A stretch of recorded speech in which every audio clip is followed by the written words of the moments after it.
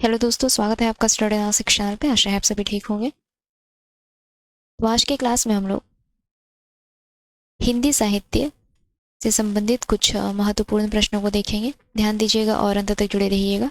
किसी प्रश्न में कोई डाउट हो तो कमेंट करके ज़रूर बताइए, ठीक है। तो चलिए फिर शुरू करते हैं आज की क्लास। पहला प्रश्न है, निम्न में से कामायनी की कथा वस्तु और शिल्प से मिलती जुलती केदारनाथ मिश्र प्रभात की काव्य कृति कौन सी है? इनमें से कामायनी की कथा वस्तु और शिल्प से मिलती जुलती केदारनाथ मिश्र प्रभात की काव्य कृति कौन सी है? तो ऋतंभरा, ठीक है। कौन सी कृति है? ऋतंभरा। आगे बढ़ते हैं, अगला प्रश्न देखेंगे। अगला प्रश्न है, नाव के पांव और हिमदंश किसकी काव्य कृति है? नाव के पांव और हिमदंश किसकी काव्य कृति है? तो नाव के पांव और हिमदंश जगदीश गुप्त की काव्य कृति है। नाव के पांव और हिमदंश जगदीश गुप्त की काव्य कृति है। आगे बढ़ते हैं, अगला प्रश्न है, लंबी कविता के संग्रह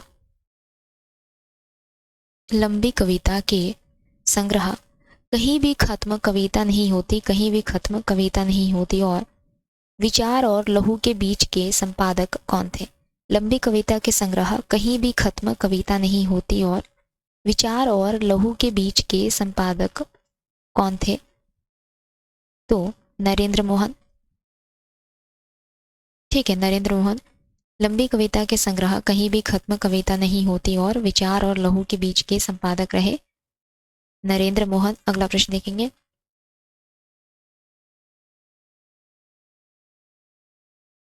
अगला प्रश्न है, यात्रा में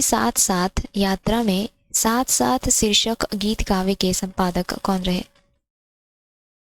यात्रा में साथ गीत काव्य के संपादक कौन रहे? देवेंद्र शर्मा इंद्र। यात्रा में साथ नामक गीत काव्य के संपादक रहे देवेंद्र शर्मा इंद्र। आगे बढ़ेंगे, अगला प्रश्न है, धूप में जगरूप सुंदर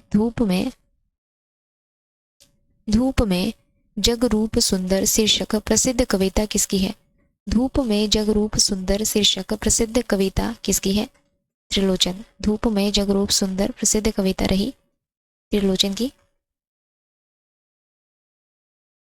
आगे है, निजता की सुरक्षा के प्रतिनिधि कवि कौन रहे? निजता की सुरक्षा के प्रतिनिधि कवि कौन रहे? अज्ञेय। निजता की सुरक्षा के प्रतिनिधि कवि रहे अज्ञेय। आगे बढ़ेंगे,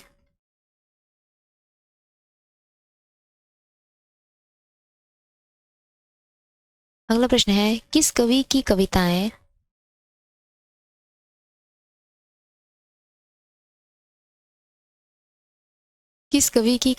स्वाधीन भारत की इस्पाती दस्तावेज मानी जाती है? किस कवि की कविताएं स्वाधीन भारत की इस्पाती दस्तावेज मानी जाती है? मुक्तिबोध की कविताएं स्वाधीन भारत की इस्पाती दस्तावेज मानी जाती है। मुक्तिबोध की कविताएं स्वाधीन भारत की इस्पाती दस्तावेज मानी जाती है। अगला प्रश्न है, राष्ट्रगीत में भला कौन वह भारत भाग्य विधाता है? कुछ पंक्तियां हैं। राष्ट्रगीत में भला कौन वह भारत भाग्य विधाता है, पटा सुधन्ना पहने जिसका गुण हर चरना गाता है? राष्ट्रगीत में भला कौन वह भारत भाग्य विधाता है, पटा सुधन्ना पहने जिसका गुण हर चरना गाता है? प्रस्तुत पंक्ति किसकी रही? तो रघुवीर सहाय की प्रस्तुत पंक्तियां रही रघुवीर सहाय की। अगला प्रश्न देखेंगे,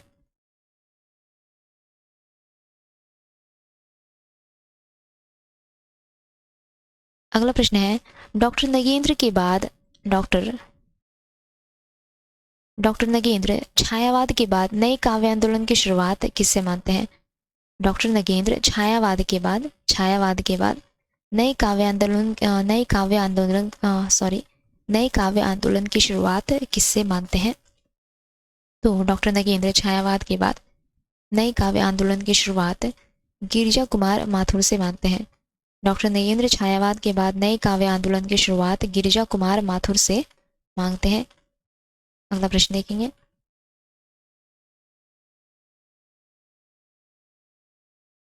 अगला प्रश्न है सरस्वती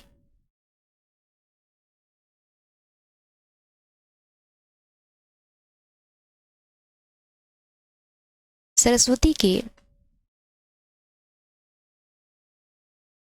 के 1922 के अंक में पंत के काव्य उच्छ्वास की काव्यात्मक शैली में समीक्षा किसने किया था? सरस्वती के 1922 के अंक में पंत के काव्य उच्छ्वास की काव्यात्मक शैली में समीक्षा किसने किया था? तो शिवाधर पांडे ने सरस्वती के 1922 के अंक में पंत के काव्य उच्छ्वास की काव्यात्मक शैली में समीक्षा किया था। अगला प्रश्न है खबर या भयानक बात के कवि कौन कहलाते हैं? निम्न में से खबर या भयानक बात के कवि कौन कहलाते हैं? तो इनमें से खबर या भयानक बात के कवि मुक्तिबोध कहलाते हैं। खबर या भयानक बात के कवि मुक्तिबोध कहलाते हैं। अगला प्रश्न देखेंगे। मैं और मेरा पिट्ठू शीर्षक कविता किसकी है? मैं और मेरा पिट्ठू शीर्षक कविता किसकी है? तो मैं और मेरा पिट्ठू शीर्षक कविता भारत भूषण अग्रवाल की है। मैं और मेरा पिट्ठू शीर्षक कविता भारत भूषण अग्रवाल की है।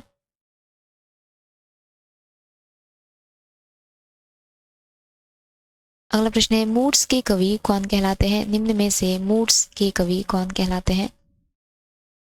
तो इनमें से मूड्स के कवि शमशेर बहादुर सिंह कहलाते हैं। मूड्स के कवि शमशेर बहादुर सिंह कहलाते हैं। इसके अलावा अमन का राग शमशेर बहादुर सिंह द्वारा रचित एक लंबी कविता है उनकी। अमन का राग,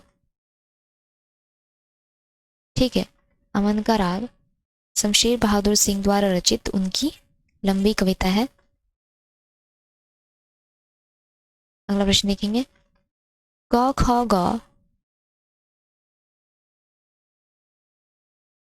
ग त्रैमासिक पत्रिका के संपादक कौन थे? क ख ग त्रैमासिक पत्रिका के संपादक कौन रहे? तो क ख ग त्रैमासिक पत्रिका के संपादक रहे रघुवंश।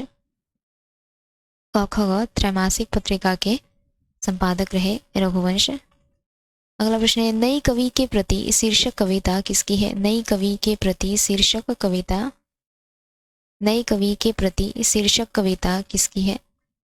तो नए कवि के प्रति शीर्षक कविता है आगे की। नए कवि के प्रति शीर्षक कविता है आगे की। आगे बढ़ेंगे।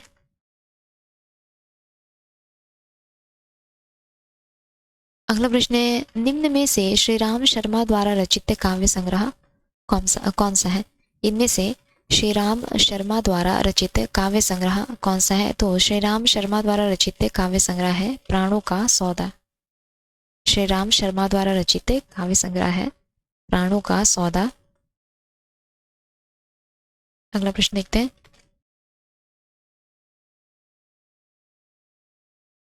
प्रणय पत्र किसकी काव्य कृति है? प्रणय पत्र किसकी काव्य कृति है? तो प्रणय पत्र हरिवंश राय बच्चन की काव्य कृति है। प्रणय पत्र हरिवंश राय बच्चन की काव्य कृति है। अगला प्रश्न है केदारनाथ अग्रवाल पर लिखे गए ओ जनमन के सजग चितेरे शीर्षक कविता किसने लिखा है? केदारनाथ अग्रवाल पर लिखे गए ओ जनमन के सजग चितेरे शीर्षक कविता किसने लिखा है? तो नागार्जुन ने। केदारनाथ अग्रवाल पर लिखे गए वो जनमन के सजग चितेरे शीर्षक कविता नागार्जुन ने लिखा है। अगला प्रश्न है निम्न में से किस रचनाकार का नाम पहले टीएनवी आचार्य था? इनमें से किस रचनाकार का नाम पहले टीएनवी आचार्य था? रांगे राघव, रांगी राघव का नाम पहले टीएनवी आचार्य था। रांगी राघव का नाम पहले टीएनवी आचार्य था। अगला प्रश्न है हिंदी में